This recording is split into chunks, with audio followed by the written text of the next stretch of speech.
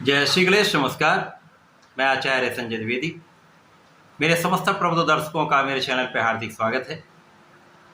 प्रिय दर्शकों, आज मैं मिथुन राशि का सितंबर माह का मासिक राशिफल लेकर आपके सम्मुख उपस्थित हूँ। सितंबर माह आपके लिए किस प्रकार का रहने वाला है, आपके स्वास्थ्य के परिप्रेक्ष्य में, ज्ञान के परिप्रेक्ष्य में, शिक्षा का भाव किस प्रकार का रहेगा, इस माह में वैवाहिक संबंध तथा प्रेम संबंध किस प्रकार के रहने वाले हैं, आपका कर्म क्षेत्र कितना प्रबल होगा, इस माह में धन कितना आप प्राप्त करने वाले हैं, लाभ कितना बढ़ेगा तथा सफलता का कितना योग बन रहा है, यदि कहीं पर कोई समस्या है तो उसका क्या निराकरण है, संपूर्ण विश्लेषण मैं पूर्ण तरीके के साथ करने जा रहा हूं। प्रिय दर्शकों, इस राशिफल को आप अपने लग्न तथा राशि दोनों के अनुसार देख सकते हैं। मिथुन राशि के लिए यदि हम स्थितियों का अवलोकन करें तो आपके लग्न में ही मंगल का गोचर प्रारंभ हो चुका है। द्वितीय भाव में स्वयं लग्नेश बुध होंगे।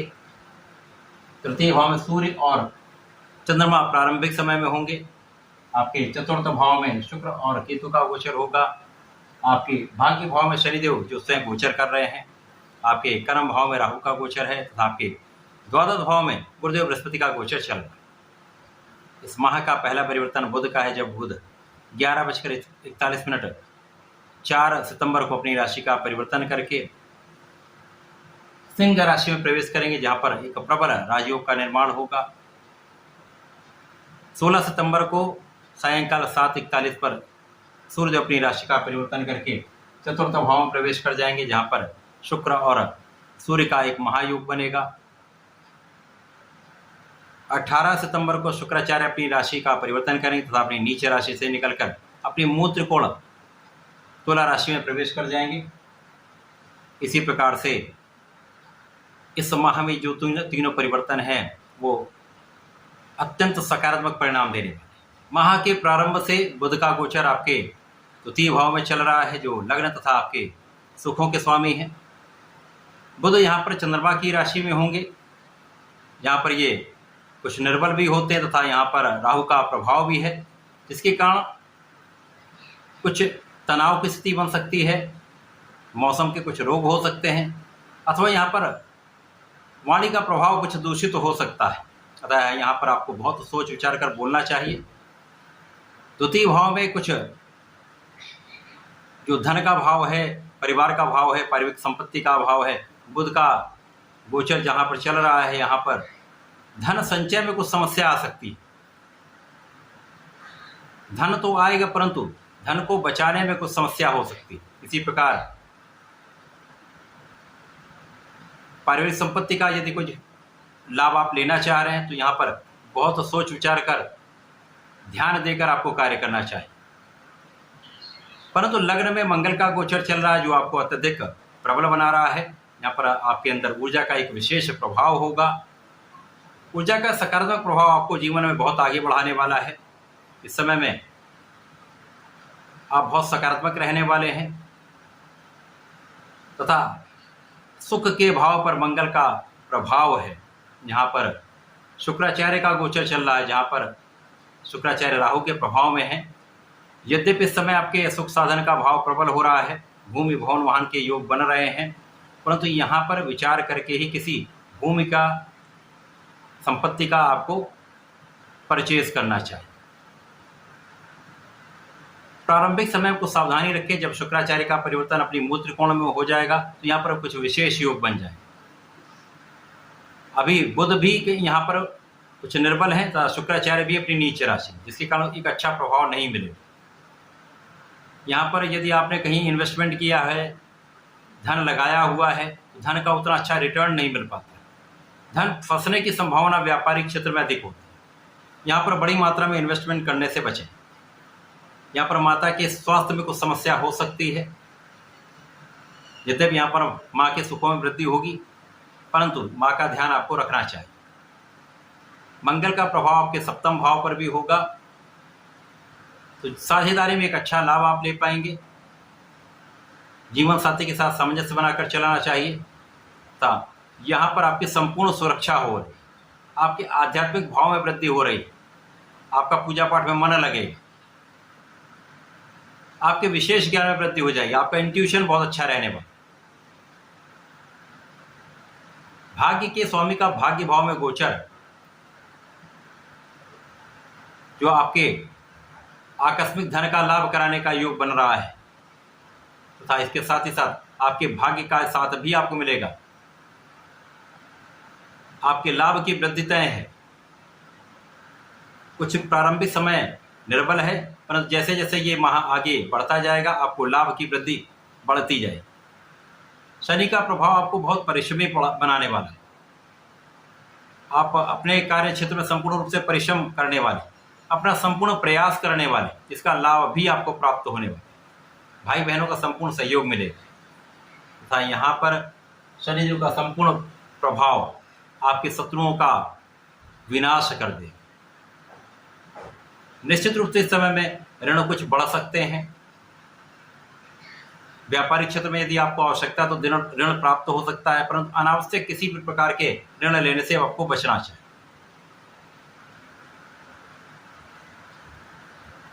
इस समय सूर्यदेव जो आपके तृतीय भाव में गोचर कर रहे हैं, शनिदेव के सीधे प्रभाव में है। शनिदेव अपनी राशि में अत्यंत प्रबल अवस्था में है, सूर्यदेव अपनी राशि सिंह राशि में अत्यंत प्रबल अवस्था में, जिसके कारण सरकारी तंत्र का एक अच्छा सहयोग मिलता है।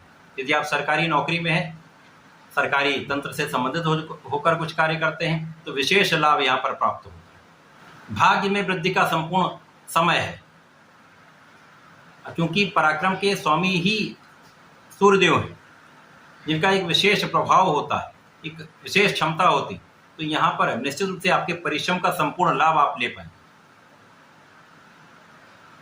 राहु दशम भाव में होकर कहीं ना कहीं आपके व्यय को बढ़ाने वाला कार्य करेंगे। यद्यपि धन भी बढ़ेगा परंतु व्यय भी बढ़ेगा। धन का संचय उतना अच्छा नहीं हो पाएगा।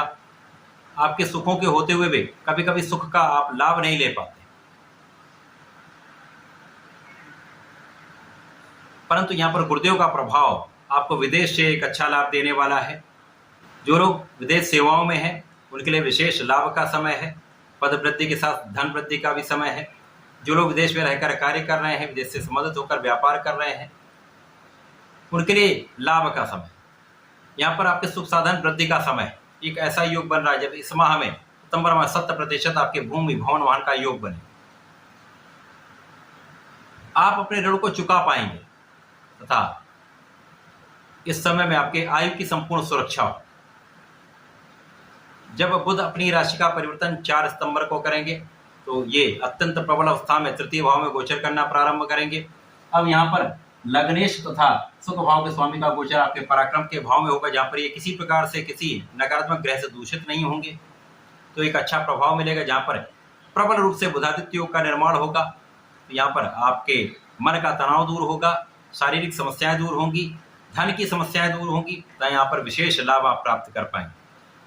आपके कार्य क्षेत्र में परिश्रम तथा भाग्य संपूर्ण रूप से आपको सफलता दिलाने वाले हैं। इस समय में आपकी स्थिति अत्यंत प्रबल हो जाएगी, सफलता के संपूर्ण योग बन जाए। आपकी गणनाएं श्रेष्ठ होंगी, बुद्धि बल अत्यंत श्रेष्ठ होगा तथा आप अपने वाणी के बल पर, अपने चतुरता के बल पर, अपने क्षमता के बल पर विशेष लाभ लेने जा रहे हैं। यदि आप शासन प्रशासन में हैं, सरकार में हैं, तो पद वृद्धि का संपूर्ण अवसर आपको प्राप्त हो रहा है। जब सूर्यदेव आपके चतुर्थ भाव में आ जाएंगे तो यहाँ पर एक विशेष योग बन जाएगा। केंद्र के भाव में सूर्य का बल विशेष रूप से प्रभावी हो जाता है। यहाँ पर शुक्र के साथ रवि शुक्र योग बनेगा। यद्यपि शुक्राचार्य नीच के होंगे, परंतु यहाँ पर उनके नीच का प्रभाव कुछ कम होगा, आपके अंदर नियंत्रण आ जाए तथा आपके कार्य क्षेत्र में विशेष रूप से वृद्धि का संपूर्ण अवसर आपको प्राप्त हो जाए। नए अवसरों की वृद्धि हो जाएगी।